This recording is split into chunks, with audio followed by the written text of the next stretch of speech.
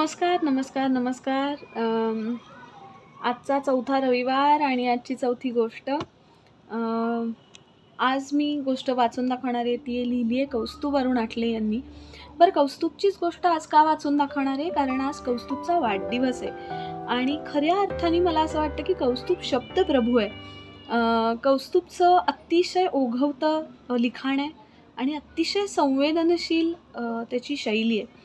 So कौस्तुभला वाढदिवसाच्या अनेक अनेक शुभेच्छा. कौस्तुभला नक्की फॉलो करा. पुढच्या काही वर्षात तुम्हाला हे नाव मोठ्या पडद्यावर नक्की दिसणार याची मला खात्री आहे. सो आज आपण कौस्तुभची गोष्ट ऐकूया आणि गोष्टीचं नाव आहे यौवनम धनसंपत्ती प्रभुत्वम अविवेकता. पायसदान मिळाल्यानंतर राजा दशरथांच्या 3ही राण्यांना पुत्र झाले. देवांनी अवकाशातून अयोध्या नगरीवर पुष्पवर्षाव केला. मोठ्या मोठ्या ऋषीमुनींनी आशीर्वचने दिली. अवघ्या अवघ्या अयोध्याजनांना आनंद झाला. पाहता पाहता मुलं मोठी होत होती. मऊसूत रेशमी दुपट्यात गुंडाळून ठेवलेले त्यांचे देह आता हातपाय लांबवू लागले, उपडे वळू लागले, उठून बसू लागले, रांगू लागले, उभे राहू लागले, बघता बघता चालूही लागले. आणि मग काय, तान्ह्या वासरांच्या मागे मागे दुडकत दुडकत फिरणाऱ्या रामाचं रूप पाहून जो तो मोहित व्हायला लागला हो. कांतीचा रंग म्हणजे असा की निळ्याशाळ कमल फुलांच्या पाकळ्यात जणू. इवला चिवला पितांबर नेसवलेला कनवटीला अध्यात्म रामायणाच्या वर्णनानुसार सांगायचं तर आकर्ण डोळे. जरा चालू लागले की डुलणारी 2 कर्णकुंडल कानात, निराळ्याच कुठल्याशा रानफुलांच्या माळा गळ्यात, डोक्यावर भरगच्च कुरळे केस. या सगळ्याला अधिक तेज देणारी म्हणजे काळजातली अपार करुणा, अगदी चंद्रासारखी, आणि चेहऱ्यावर चांदण्यासारखं स्मितहास्य. थोडे दिवस रमू दिलं बाळांना राजांनी महालात. त्यांच्या लीला पाहून रोज रोज त्यांच्या मागे पुढे पळत राहिले दशरथ आणि कौसल्या. काही काळाने मात्र वसिष्ठांनी शस्त्रशास्त्रांचं ज्ञान व्हावं असं राजांना स्मरण करून दिलं. मग उपनयन संस्कार झाले. निरागस रूपडं उसरलं. अध्ययन सिद्धतेची लकाकी दिसू लागली चेहऱ्यावर. विद्याभ्यास सुरू झाला. 4ही वेद शिकले. निरनिराळ्या कला आत्मसात केल्या. शस्त्र पारंगत झाले आणि आले परत अयोध्येत. रोज धनुर्विद्येचा सराव करायला म्हणे वनात जायचे लक्ष्मणांबरोबर.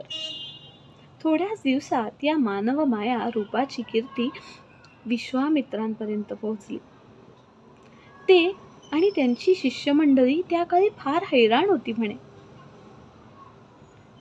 राक्षसांचा त्रास कुठलंही मंगल कार्य, यज्ञविधी निर्विघ्नपणे पार पाडू देत नव्हता हो. जरा कुठं कुंडात अग्नी प्रज्वलित झाला की लगेच यायचे हे. अग्नी प्रज्वलित केला की वेदींवर रक्तामासांचा चिखल फेकायचे. भीतीपोटी ब्रह्मवृंदाने मंत्रोच्चार थांबवला की असह्य आसुरी हास्याने असं म्हणतात दणाणून सोडायचे. विश्वामित्रांना वाटलं की या मारीच आणि सुबाहूवर एकच उपाय आता. अयोध्या नरेशचा ज्येष्ठ पुत्र राम. एके दिवशी भल्या पहाटे अयोध्येत अवतरले हो विश्वामित्र. दशरथ महाराज वेगे वेगे वस्त्रांसह त्यांच्यापाशी आले. कोमट पाणी दुधाने पाय धुतले त्यांचे. मनोभावे वंदन केलं आणि स्वतःच्या आसनावर बसवलं विश्वामित्रांना. येण्याचं प्रयोजन विचारताच विश्वामित्र म्हणाले, बाम्या उचित काळ म्हणून आरंभिले देवादिकांचे यजन, परी तेथ दैत्यादी दुर्जन नाना विघ्ने आणिती. मारीच सुबाहू दोन्ही खरं, आणि कतयांचे अनुचर, पीडा करिता ती वारंवार, त्यांची वारणे अवश्य. म्हणून तुवा हे आपुले सुकुमार, लक्ष्मण आणि श्री रघुवीर, मज सवे पाठवावे सत्वर, येणे कल्याण पावसी. काळजाचा तुकडा होता हो राम दशरथ आणि कौसल्याच्या. आत्ता आत्ता कुठे धनुर्विद्या शिकलेलं हे छोटं पोर. धड पितांबरही सावरे ना कटीवर अजूनही केव्हा तरी. आहे तसा शूर, विद्याभ्यासाने तेजायलेलाही आहे. लक्ष्मणही काही कमी नाही बरं. पण तरीही त्या मायावी राक्षसांसमोर उभी करायची ही आपली पोरं. कुणाच्या मनात कालवा होणार नाही हो. राजांनी वसिष्ठांचा सल्ला घ्यायचं ठरवलं. पण त्याआधी विश्वामित्रांना विचारलं, माझा ज्येष्ठ पुत्रच का? मी तुम्हाला अयोध्येतले सर्वात तरबेज योद्धे देतो सोबत. पापडी लवायच्या आत तलवारीने शत्रूच्या देहाच्या चिरफळ्या करणारे तलवारबाज देतो.